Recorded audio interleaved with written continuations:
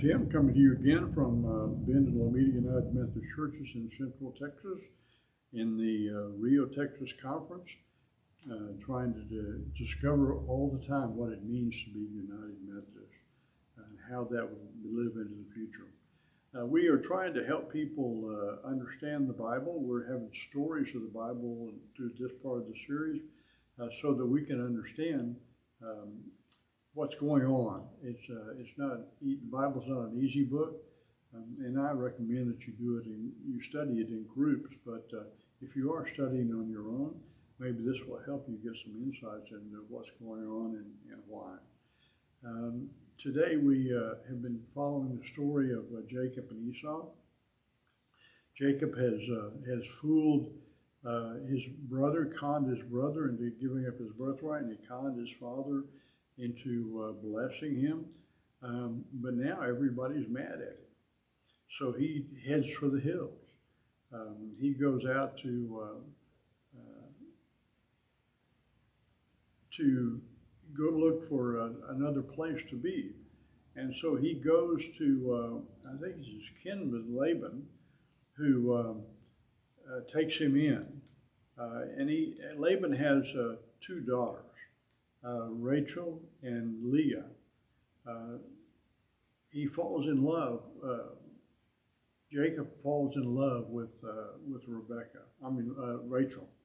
And so he wants to marry her. And so the father, Laban, says, I'll make a deal with you. You work for me for 7 years, and you can have Rachel for your wife. And so he does. He works diligently for 7 years, and then he gets married. And on the wedding day, after the ceremony, he uncovers the veil and finds out it's Leah, who he didn't want. And so the con man has gotten conned. And so Laban says, okay, if you work another 7 years, then you can have Rachel too.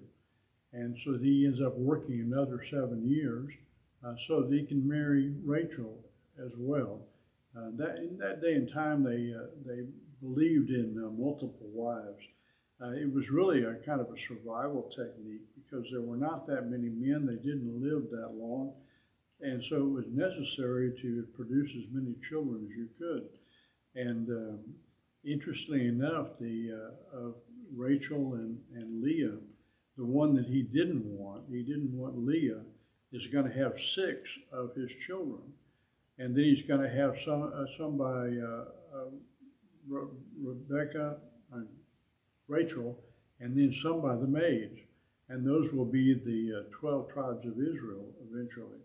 That will be the multitude of people, the beginning of the multitude of people that God promised to Abraham.